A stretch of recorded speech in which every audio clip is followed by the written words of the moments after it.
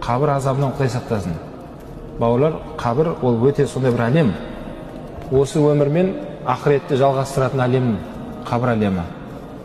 Осы қабір әлемі, бауырлар, бұл Осман Радаханху айтады, қабір әлемінде адам жалғыз жатады дейді. Осы өмірде жаңында адамдар болады, қияметте де жаңында адамдар болады дейді. Құдай сақтасын, тозаққа кіргеннің өзінде адамдар болады жаңында дейді. Бірақ қабірде адам жалғыз болады деген. Сол қабірде барған кезде Осман Радаханху қатты өксіп жылайды деген.